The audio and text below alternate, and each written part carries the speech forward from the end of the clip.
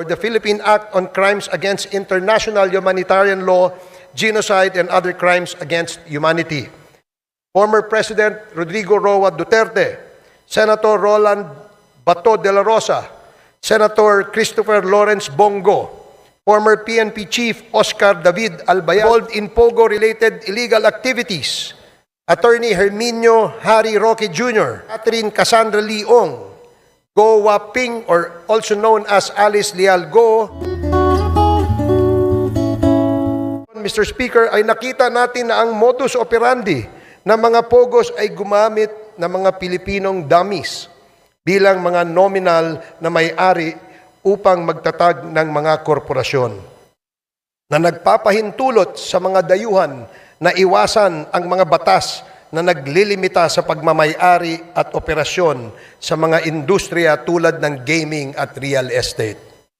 Ang mga korporasyong ito ay may mga magkakaugnay na layers upang itago ang tunay na pinagmulan ng pondo at pagkakakilanlan ng mga operators na nagpapahirap sa mga otoridad na masubaybayan ang mga iligal na mga aktibidad.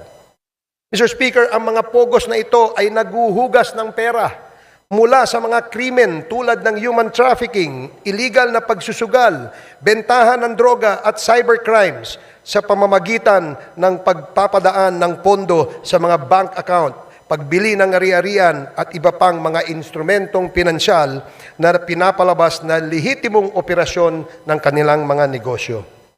Ang ganitong layering ay hindi lamang nagtatago sa iligal na pinagmulan ng pondo, kundi pinapaliit din ang binabayarang buwis at pinoprotektahan ang mga operator mula sa pagkakadiskubre. Mr. Speaker, karaniwang pinapadali ang mga iskim na ito ng mga tiwaling opisyal at empleyado ng ating gobyerno, ng ating mga regulatory agencies at mga institusyong pinansyal kapalit ng suhol na naglalagay sa peligro ng sistema ng batas at pananalapi sa ating bansa. But perhaps the most chilling revelations, Mr. Speaker, pertains to the extrajudicial killings that have scarred our nation's history. The investigations brought to light a harrowing narrative of abuse of power and institutional impunity during the Duterte administration. Witness testimonies corroborated by evidence revealed a system that incentivized the killing of suspected drug personalities, a system modeled after the so-called Davao template and replicated nationwide. Mr. Speaker, this is not merely a report of the past wrongdoings, but a call to action. The Quad Committee has responded by filing concrete legislative measures aimed at addressing the gaps in our legal framework. Number 1, House Bill number 10986, classifying and penalizing extrajudicial killings as heinous crime while providing reparations for its victims. Number 2, House Bill number 10987, prohibiting all forms of offshore gaming operations in the country with severe penalties for violations. Number 3, House Bill number 11043, allowing civil forfeiture of unlawfully acquired real estate properties by foreign nationals. Number 4, House Bill number 11117, providing for the administrative cancellation of birth certificates fraudulently obtained by foreign nationals. In addition to these proposed bills, Mr. Speaker, our inquiries have already yielded significant actions. Number 1, the Joint Committee inquiry prompted authorities to reopen investigations into the murders of Police General Wesley Barayuga, former Albuera Leyte Mayor Rolando Espinosa, and 3 Chinese nationals killed inside the Davao Prison in Penal Farm.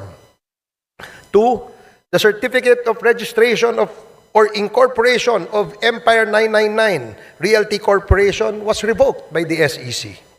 Number 3, the Philippine passport of Mr. Kai Kimeng, also known as Mr. Willie Ong, and Yang Jiazheng also known as AD Taiyang, were canceled by the concerned government agencies.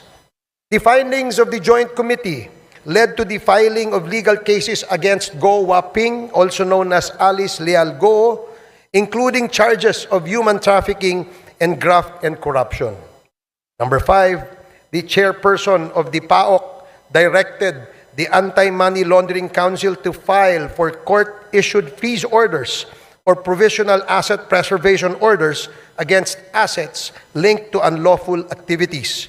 These include the following corporations: Lucky South Limited Corporation, Whirlwind Corporation, Biancham Holdings and Trading Incorporated, Empire 999 Realty Corporation, Sunflare Industrial Supply Corporation, Yatay Industrial Park Incorporated, Mexico 999 Industry Realty and Development Corporation. These actions underscore the progress achieved through our investigations in addressing systemic crimes and abuses. We have also recommended, Mr. Speaker, amendments to relevant laws, including the Anti-Money Laundering Act, the Anti-Trafficking in Persons Act, the Civil Registry Law, the Anti-Dummy Law, the Bank Secrecy Law, the New Philippine Passport Act, the Comprehensive Dangerous Drugs Act, the Cybercrime Prevention Act, the Tariff and Customs Code, the Revised Corporation Code, and the Local Government Code, among others.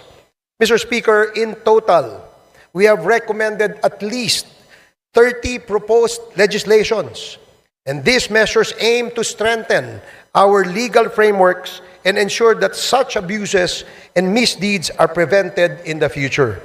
The Quadcom likewise recommends the filing of appropriate charges against the following.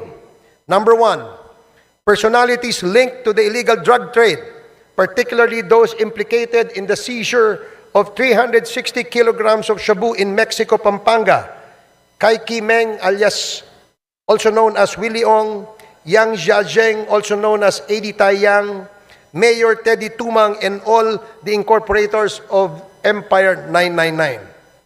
Number 2, perpetrators of crimes against humanity under Section 6 of Republic Act 9851 or the Philippine Act on Crimes Against International Humanitarian Law, Genocide, and Other Crimes Against Humanity.